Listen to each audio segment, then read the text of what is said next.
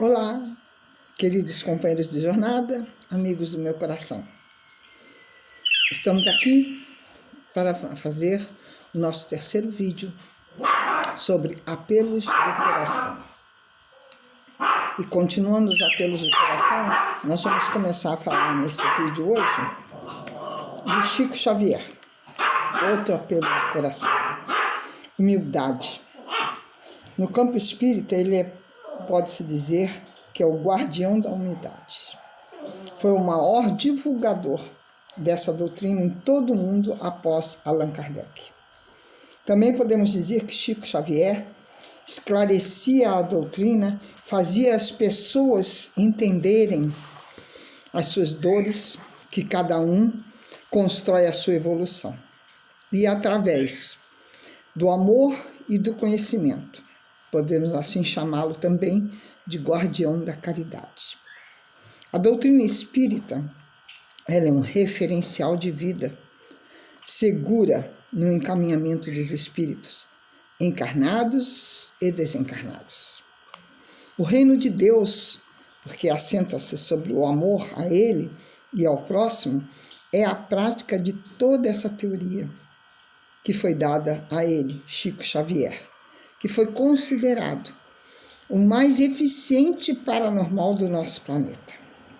Desde pequeno, ele já interagia com os chamados mortos. Uma vez, no grupo escolar, que estudava no primário, ao começar a fazer uma redação, notou que um espírito começava a ditar para ele o que ia escrever.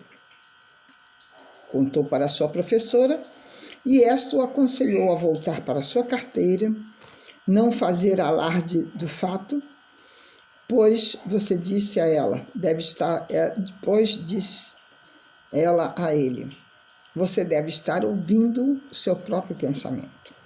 Mas Chico copiou o que o espírito ditava e acabou ganhando uma menção honrosa pela sua redação. Era o início da sua mediunidade.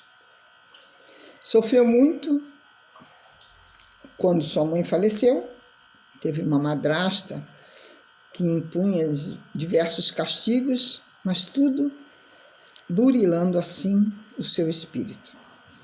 Durante sua vida escreveu quase 500 obras, milhares de cartas e de mensagens da espiritualidade, levando consolo e cultura para milhões de pessoas. Não ficando com dinheiro algum dessas obras e sempre doando para as obras de caridade espirituais também. E foi no dia 8 de julho de 1927 que ele começou a frequentar o Centro Espírita Luiz Gonzaga, psicografando 17 páginas, contendo explicações do Evangelho, segundo o Espiritismo. E daí em diante nunca mais parou de psicografar. E quando ele completou 21 anos, quantos anos depois de iniciar o seu trabalho de psicografia, Emmanuel se apresenta como seu guia espiritual e passa assim a orientá-lo mais ostensivamente, dizendo para ele, se algum dia eu lhe disser algo contrário ao ensinamento de Jesus e de Kardec, esqueça o que eu disse. E durante toda a sua vida, Emmanuel esteve ao seu lado, amparando, educando, em todas as situações de conflito pelas quais ele passou. Quando Emmanuel se apresentou a ele como mentor, ele perguntou para Emmanuel o que ele podia fazer para ser um bom médium. E Emmanuel falou, disciplina. E Chico tornou a perguntar, que mais? Disciplina. E mais? Disciplina. Emmanuel foi professor dedicado, que sustentou a disciplina amorosa do seu pupilo. Na alma do Chico Xavier, sempre dando-lhe o conforto, a força para continuar o seu trabalho. E quando alguma situação o beneficiava, para ele era maior que a do próximo, Emmanuel chamava num canto e tinha uma conversa esclarecedora com ele, resultando logo numa mudança de atitude do Chico. e a quantidade de livros foi se aumentando, sempre supervisionado por Emmanuel. Poderíamos ficar aqui muitas horas com os milhões de atos caridosos de Chico. Ele foi insuperável. Aparentemente frágil, foi um farol a refletir a luz dos mentores espirituais no grande cenário das provações humanas. Tinha um coração cheio de amor, que aceitava a todos sem recriminação, mas que continuava sendo ele mesmo, um praticante inveterado da caridade. Estivesse onde estivesse, ele continuará sempre em nossos corações, no meio de nós, para nos impulsionar para a frente, para o alto, para que possamos ter força, seguirmos o nosso caminho, falando dos ensinamentos de Jesus, mas acima de tudo, com humildade e caridade. Outro apelo do coração, muito lindo, Francisco de Assis. Era um ecologista, poeta, cantor, pedreiro, pregador, enfim, homem que não recusava qualquer trabalho, desde que fosse para o bem do próximo. Ele inspira a todos nós do planeta a lutarmos pelas forças positivas, a se doarem pelo amor de Jesus. Seu pai era um riquíssimo comerciante que o obrigava a passar horas atrás de um balcão a fim de aprender as artimanhas de um comerciante, visando obter cada vez mais lucros. Vivia normalmente, como qualquer jovem, gostava de sair, de se divertir, brincar. Não fazia ideia do que ele se tornaria.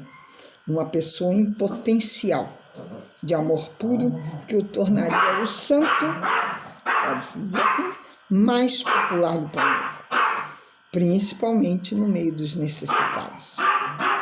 Ao participar das cruzadas, que tinham como finalidade libertar a Terra Santa, foi feito prisioneiro. Ele que não conseguia matar aqueles que se diziam inimigos. Depois disso, ele adoeceu gravemente e lhe afetou a mente. Tornou-se uma pessoa que perdera o interesse pela vida. Vagava nas ruas, ficava frente aos painéis da natureza, corria atrás das borboletas e dos passarinhos. E um dia parou em frente a um outeiro, ajoelhou-se e rezou. Rezou com toda a sua alma. Foi julgado por companheiros como um maluco devido à radical mudança que efetuara em sua vida. Chegou ao ponto de beijar um leproso que havia lhe pedido esmola. A partir desse momento, a vida de Francisco de Assis não era mais a sua, era todo amor, que se fez presente em milhares de ações e de exemplos. O apelo do coração se fez maior, abrindo uma verdadeira clareira entre o orgulho e a vaidade humana. Como não podia ser diferente, ele e seus amigos foram apedrejados. Sim, porque teve amigos que também compartilhavam com esse ideal e se juntaram a ele, formando até uma fraternidade depois que cuidava de pobres, de miseráveis e muitos dos animais também. Eles eram apedrejados, insultados por aqueles que ainda davam valor aos tesouros perecíveis, aos tesouros do material. E a mensagem de Francisco para que todos amassem, todos os mais fracos, os doentes, fossem amparados, os tristes pudessem ser consolados, os fortes e ricos fossem fraternos, os criminosos fossem educados, para que se tornassem pacíficos. Além de ser um poeta inspirado, ele tornou-se um cantor de louvores a Deus. agradecendo assim as bênçãos recebidas. E até no momento do seu leito de morte, ele ensinava a cuidar da natureza, dos animais, dos irmãos sofredores, e estabeleceu diretrizes ecológicas para o equilíbrio entre o homem e o ambiente, ensinando o homem a amar a natureza, não só respeitar. E no seu leito de morte, carregado de sofrimento, prestes a partir desse mundo, a sua alma desconhecia palavras para acusar a dor que estava passando. Pelo contrário, a sua fé era mais fortalecida e suas preces encantavam a todos. Foi ele que colocou o símbolo do Natal, a manjedoura, com Jesus e seus pais, os 6 magos, o jumento e uma vaca, para que todos vissem como o nosso Mestre Jesus nasceu. Ele representa também para nós a firmeza de ideais. Dizia sempre que uma vez decidido o que fazer, escolhido o caminho, não cabia mais o desânimo, nem retrocessos. Ele contava que escutava uma voz para que ele seguisse esse caminho, entendendo que praticara, que vinha, inclusive, de espíritos superiores e não de Jesus. Ele próprio reformou o mosteiro, tirando sempre de suas mãos pedras e pés na pedreira. Não admitia que lhe atribuíssem virtudes peculiares dos espíritos superiores. Jamais andou à procura de honrarias, riquezas materiais e favores por si próprio. Sua maior arma era o amor. Homens ricos e poderosos doavam tudo o que tinham para segui-lo quando ouviam as palavras que saíam do seu coração. Ele chegou ao mundo justamente no momento em que a religião católica, carregada de poder, desviava-se do caminho traçado por Jesus, pois o Mestre não nos deixou uma religião, e sim uma filosofia de vida, para aqueles que desejassem sofrer menos e acelerar seus passos no caminho evolutivo. A mensagem que ele quis deixar para todos, que poderemos ser felizes na simplicidade, amando, servindo aqueles que necessitam de amparo. E ao proferir suas palavras de amor, dizia que aquele que preferir a pobreza não quer menosprezar a riqueza, não, mas sim mostrar que ela deve ser compartilhada em benefício de todos.